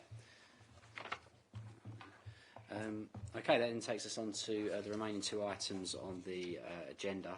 Agenda item 10, 21/01H04/FUL. That's Beachcombe Place, Malvern Road. Jonathan King. Thank you, Chair. Good evening, members. This application seeks permission for changes to the approved site layout of the Gypsy Traveller site, the removal of stables which were previously on the site, and the provision of a larger communal day room building. Ken, if you could. Thank you. So this is the application site on the screen. It's sort of a irregular shaped site to the southeast corner of Malvern Road opposite the cemetery. So that's a closer one. So that's an aerial photo. You can just see the site to the southeast, sorry, to the middle of the picture, the sort of grey area. Thank you. Again, another one. Sorry, flip past that one. So this is a picture taken in 2018. If you look towards the back of the picture, just to the left-hand side, you can see a corrugated roof between the tree and the swing on the side. That's the stable that was previously on the site. That's a slightly better picture, and the stable building is the silver building to the back of the site. Again, this was taken in 2018. That's a picture taken yesterday. So the stable building isn't there anymore, but it was to the back of the site along where the fence is. To the left is two of the mobile homes. This is the west of the site, and the new day room will go in the approximate location of the cream-coloured mobile home towards the front of the picture. If you could flick to the next one, please. That's the southeastern corner of the site, so it's an area they've planted some laurels around it, and it's mown grass. Next picture. That's looking back towards the entrance to the site, so the end of the picture is the southwest corner. That cream mobile home in the middle is the one you saw earlier, and that's the approximate location of the new larger day room. Again, that's looking towards the site entrance to the middle of the site, so it's a tidy site, hard standing down as many traveller sites. Next, okay, so this is the previously approved site plan. So at the north part of the plan, you can see where the stable was. To the western part of the side, just above the access, is the cream-coloured mobile home you've seen in the pictures. And then if you could flick over onto the next one. Thank you. So this is the proposed site plan. So the larger day room would be to the west of the site, and one of the mobile homes would be located to the northern part of the site. The eastern side of the site is much the same, but basically the mobile home and the stables have switched position. So one more slide. Oh, so that's a picture. That's a plan of the new day room, and then one more, please. That's the elevations. So, permanent planning permission was granted for the use of the site for 5 traveller families by the Planning Inspectorate in September 2019. In granting this permission, the Inspector allowed the retention of the existing stable building and the provision of a new day room. The layout of the site and location of the original day room was agreed via a subsequent discharge of conditions application following the appeal decision. The current application seeks permission for a larger day room following the demolition of the stable and by not building the day room consented in 2019. The site lies in the Greenbelt. Paragraph 149G of the MPPF allows for the partial or complete redevelopment of previously developed land where it would not have a greater impact on the openness of the Greenbelt. As set out in paragraph 6.6 of the report, the proposed day room would be smaller than the combined floor space and volume of the stables and the previously approved day room. There would be a reduction across the site of 3 square metres and 71 cubic metres, a 2.5% reduction in floor space and a 17% reduction in volume. There would also be some benefit to the openness of the site and the Greenbelt in the provision of a single building rather than the retention of the stable and the other new day room. Accordingly, the proposal is acceptable in principle in the Greenbelt. The design and appearance of the proposed day room is common to many such day rooms on traveller sites and would not be harmful to the character of the area. The proposed changes to the layout of the site, which I went through on the screen, would see one of the mobile homes moved to where the stables previously were, and the new day room located in the location of one of the current mobile homes, and the minor changes to the eastern side of the plot to the other caravans.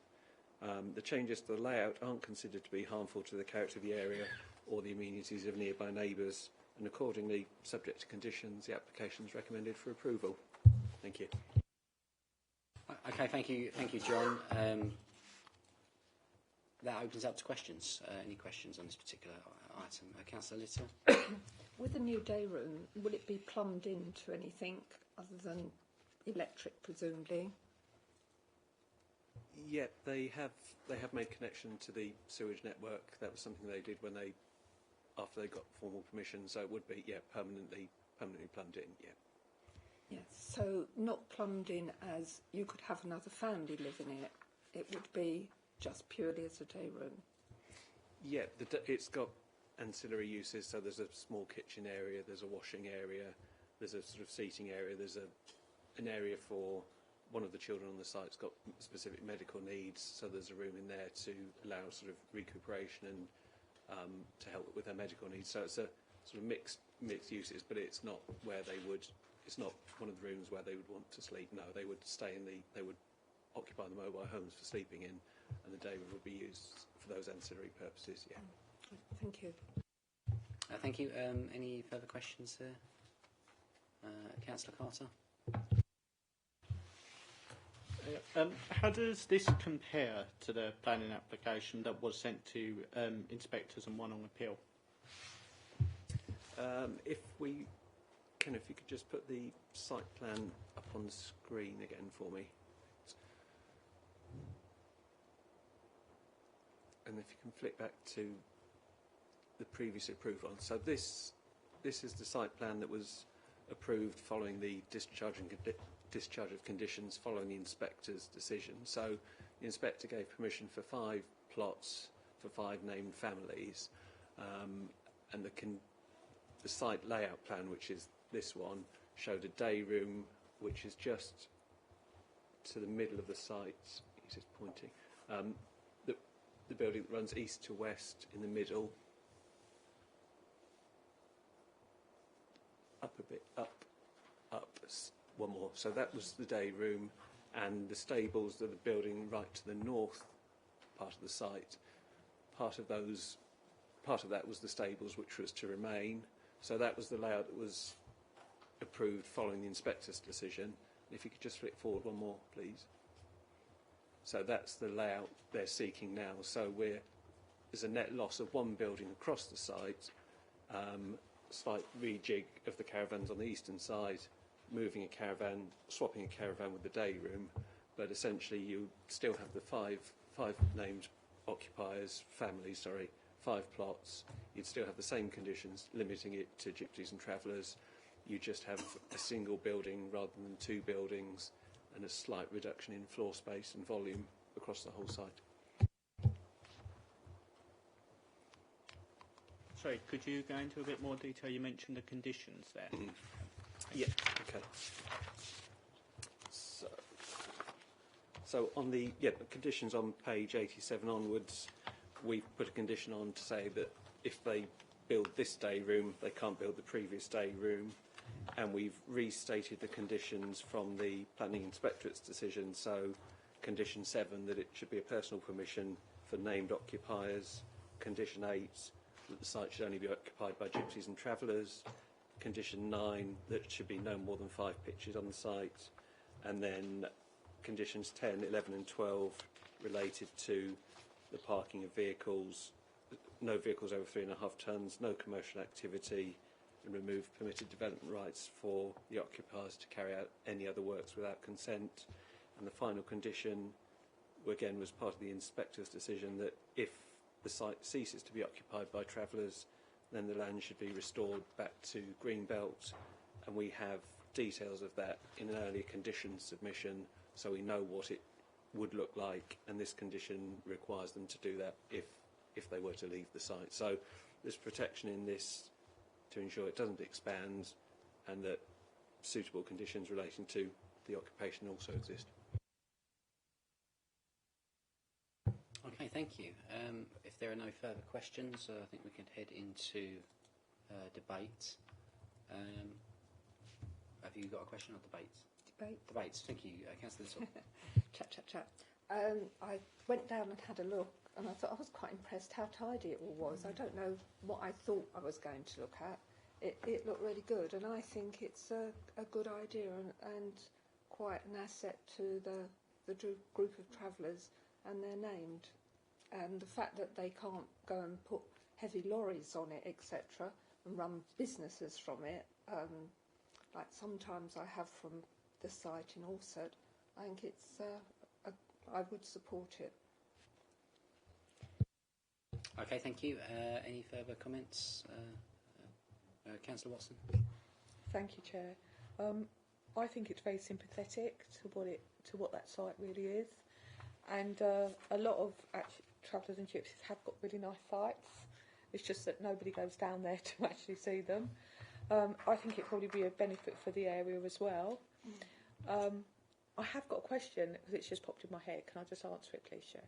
So, for instance, if this family of travellers and gypsies decide that they don't want to be there anymore, and they hand the site over to somebody else, will the conditions still apply to that family, or will you have to go back and retrospect and go right from the beginning of there's a new ownership? So yeah, the condition number 7, that's personal permission, which ties it to 5 named families, so it would have to be occupied by only those people. So if there was another family that wanted to occupy one of the units, they would have to make an application and put forward their case as to why they wanted to occupy one of the pictures. Yeah. Thank you. So, Chair, in terms of the actual how it sits right at this moment, I'm in favour for this. I think it's a good plan to go forward. Okay, thank you. Steve Taylor, thank you. Thanks, Chair. Just a sort of small comment, really, but given when this went through 5, 6 years ago, whenever it was, and actually the people that are involved have kind of stuck by the rules and played by the rules as were set down, and they've not tried to abuse anything, I think is a very positive sign. So, much as it's a Greenbelt thing, that bit's gone from my perspective until they leave, and if they ever leave. So to do what they're proposing now makes lots of sense to me, and I could only, much as it goes against the grain, but I wouldn't object to it. Okay, thank you. Has everyone no further comments? Okay, so there is a recommendation on page, I think that's 86. Let's head there now.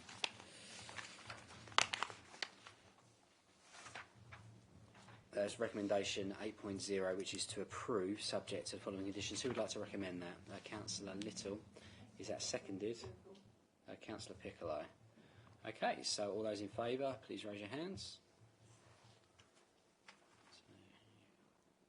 Okay, thank you. And if there's only my vote left, I'll abstain on that one. Again, okay? Thank you. All right then, so with that we can say that agenda item 10, Beach Camp Place, Marlborough Roads, has been approved. Thank you. All right then, so that then takes us on to the last item on the agenda, which is Cedarwood Court and Elmwood Courts. Agenda item 11. Who's presenting that one? Is that Ian? Ian would be so kind as to present. Thank you. Thank you, Chair. So, this site is located to West South End Road. It's got 2 flat blocks built upon it. There was permission in 2011 and a subsequent permission in 2016, which granted planning permission to clear the structures that were on the site and erected 2 blocks of flats with a total of 17 flats, 8 in the front building, 9 in the rear building. So please, Keller. Thank you. That's an aerial photo. Next one, please. So this was the approved plan in 2016. You can see Block A at the front, Block B at the rear. Crucial point probably to focus on is the presence of 4 trees at the rear boundary, 2 trees in front of Block B, and there is a tree at the front behind the part that you can't see. And there's some smaller trees also there. At the rear part of Block B, there's shown to be a bike store, and there's a further bin and bike store located between Block A and Block B. That was what was approved. Thank you, Kenna. That was the landscaping plan, again, half of which is back to the last one, please, Kenna. Sorry, thank you. So there's 4 trees at the rear, 2 in front of Block B, 3 small trees to the rear of Block A, and there is one shown to the front of Block A, adjacent to South End Road. Thank you. What was built was the flats and the bin store in between the buildings. A small cycle store between the buildings was omitted, and the cycle store at the rear of the site was moved from the northeast to the northwest boundary, and you'll notice no trees. So they've submitted an application to regularise what they've built at the site, and through that we've said to the applicants that we were unhappy with the absence of the trees, and so they've submitted an amended landscaping scheme, which is the next plan, with 8 trees. So we're down 2, but we've still got 8 trees, 4 at the rear, which are considered to be quite important because there's blocks of flats to the rear, and that will provide some screening between the two. We're missing 1 tree from the front of the site where they've laid hard standing, so it'd be impractical now to put that tree back in. And we've lost a tree in between the buildings, but as you noticed on the previous plans, they were quite small. As I said, the bin store's moved,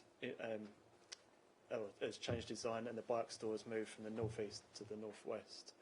We were ready to go with it at that stage, and then we had a look at one final look at the plans, and we realised that some of the windows weren't where they were meant to be. So, if Kenna moves on to the next plan, Block A at the front. If you look close enough, you'll spot some very minor tweaks to the number and alignment of the windows. If you take the left-hand most drawing, top is what was approved and the bottom is what has been built. Take the top floor as an example, there's an extra door or opening. There's very minor tweaks to all elevations, but they are particularly minor in the opinion of officers. Moving on to Block B, which is the next. That's the plan after that one. Thank you.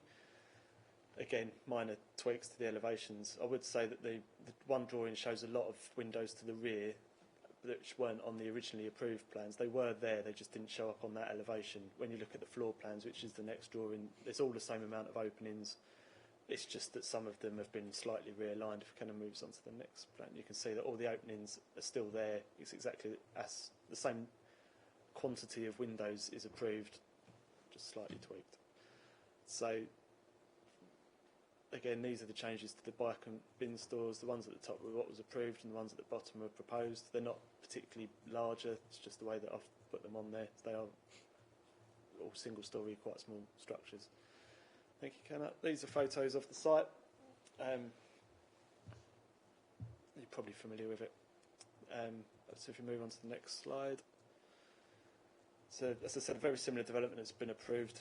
There have been variations between what was approved and what's been built. This application is to regularise that situation.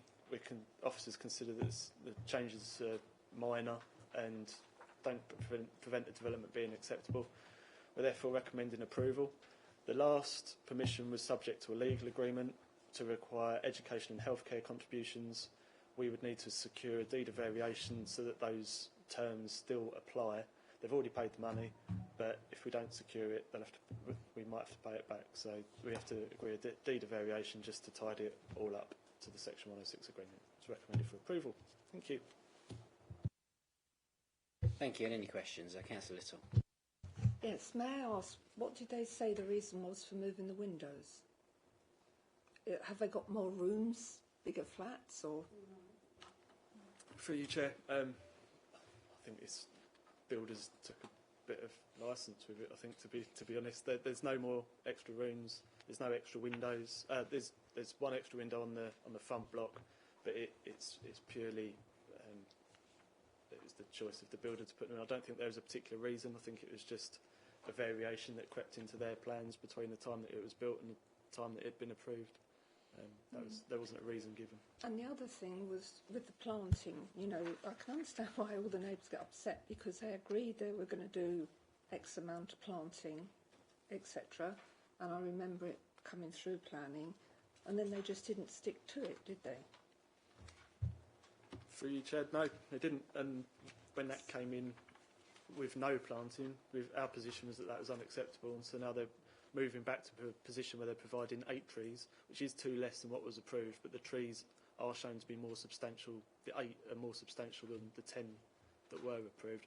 The one that is a loss, in our position, is the tree at the front, but there's several other developments up in that area that haven't got trees at the front, and reinstating a tree in that position would be detrimental to the parking layout, and we'd probably have to lose a parking space. It wouldn't work quite as well. So for that reason, but in this case, originally it was agreed the parking spaces, because I remember the case going, and I watched it back, that the parking spaces could all be there with that tree there. So I can't see what's changed on that. And I know it's only 2 trees, but we like trees and greenery. And, you know, are we just going to accept whatever they... Oh, we'll have a bit more concrete rather than a tree. for you, Chair, in this case, that's the way, and that's why officers have pushed to get the 8 trees that we've got for. Yes, there were 10 approved before, however... Well, can't we have 10 still? For you, Chair, in this case, the provision of the... We're getting 8 more high-quality trees than the 10 that were approved before. Some of them are similar, but 3 of the ones that were approved previously were shown to be so small on the plans. This way, we do have more room for more decent trees between the 2 blocks. The one at the front, it will be impractical to get a substantial tree in that position due to the presence of the parking spaces. And in this case, I think we'd have to take the view that, yes, as officers, I think we'd encourage as many trees as possible, but I don't think we'd have a reasonable reason for refusal on the grounds of the loss of 2 trees in this case that we could defend moving forward. When I looked at the trees, because I know where they came from, is that they're not that much bigger than what was originally thought of. So there's not that much difference. And, you know, can't we get them to put 2 other trees somewhere on the plot then? Because I just think, you know, if we'd signed up to having trees, etc., and then we haven't got them. And before they could manage the parking with the trees. So I know I'm being pernickety about it, but, you know, it's just trees are good. Through you, Chair, we agree. We're aiming to get 8. Ultimately, our position is that 8 would be acceptable in this case, and that the development as a whole, we couldn't justify refusing this application on the basis that we've lost 2 trees from what was approved before.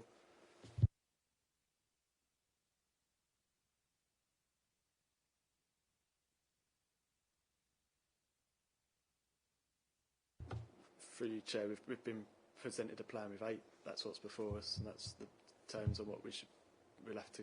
I would suggest we determine it, approve or refuse. Okay, I'll go Councillor Carter, then Councillor Piccolo. So again, my question's no longer relevant. Councillor Piccolo. Yeah, thank you, Chair. Would the planting of the trees impinge on the work that they want to carry out under this application? Through you, Chair, all the building works have already occurred. They're putting the trees in the spaces that are left on the site, effectively. So this is retrospective application. Through you, Chair, yeah, and the two blocks of flats have been built. I know that. Yeah. I know the flats have been built. Through you, Chair, the flats have been built without any trees, and we're now securing that 8 of the 10 trees get planted that should have been planted in the Oh, right, sorry. I thought because there was details about where they moved some of the outbuildings about. I thought the trees haven't been planted yet, but if they have, they've already been. So everything that's done, all that's left is the planting of the trees. Exactly, but yeah. Sorry, I got the wrong end of the stick. Thank you. Councillor Polly, then Steve Taylor. Thank you, Chair. Ian, you mentioned better calibre. Are we suggesting we're going to have some mature trees planted? Because if they'd been planted at the time the permission was granted, that screening at the rear of Block B would be more established by now, in my thinking. Over. Through you, Chair, I mean, there's the ones at that part of the site are shown largely to be the same as what was previously approved. The planting scheme would have had to have happened 2 years ago, so they probably wouldn't have matured much in that time.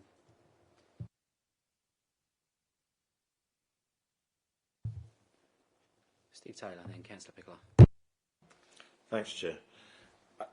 Just, I know it shouldn't be a laughing matter, but I'm looking at this and we've got windows in the wrong place, we've got trees that they seem to have forgotten about, and doors that have been thrown in extra. And that suggests to me that the developer either can't use a tape measure or has possibly been fairly sloppy about the way they've approached the proposal. And I think that in itself is a concern. I take your point, what's done is done, but I would like to think that perhaps the next time the developer is working on a project, that maybe the building inspectors might be all over them like a rash to try to avoid this kind of thing happening again. Through you, Chair, the building inspectors' approach from a building control perspective is not to check accordance with planning the planning aspects of the decision. They serve a different role. I completely get the point you're making, and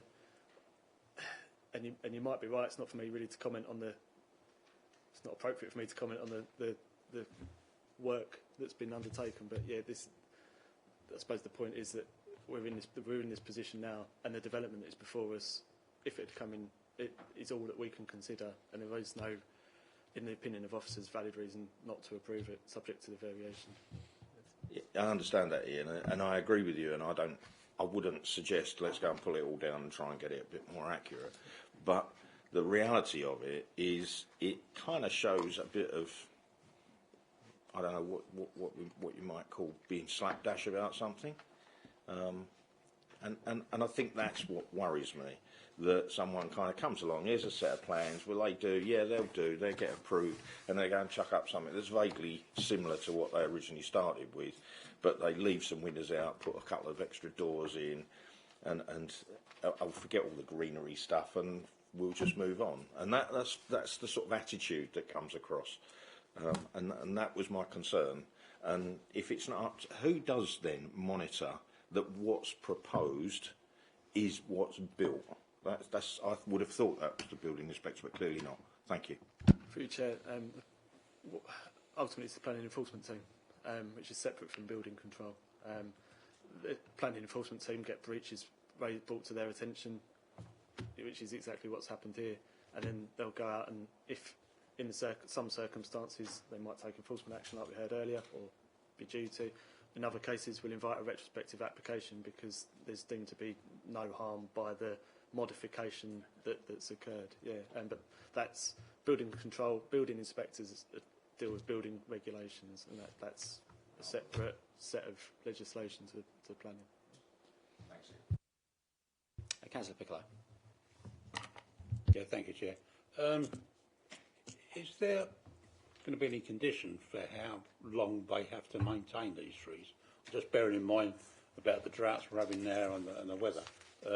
They could quite easily go out and put 8 trees in and just not maintain them. So is there a period of time that they have to maintain the trees to make sure they start establishing themselves? Through you, Chair, condition 1 of the permission that we've suggested requires that the trees are planted at the right planting season, between October and March, which is the right time to plant trees, and then they have to be retained for 5 years, and any tree that dies within that 5 years period would need to be replaced. So yeah. My sincere apologies. I don't know why I missed that. Thank you. Okay, Councillor Polly. Sorry about this, Chair. I noticed that this application was called in by local ward members, and the reason being given because of local interest. On the call-in, was there any more detail on what the local interest was? In short, no, Chair. I think that might have arisen as the enforcement case, and obviously we can't say too much because enforcement cases are confidential. Okay, all right then. So with that, we'll head to debate. Obviously, very quickly, unfortunately, you will get this in the industry. People don't really take pride in their work. It's quite naive because when you look at the landscaping, it's actually a big part of the projects, and it can actually lead to the appeal of the value of a property.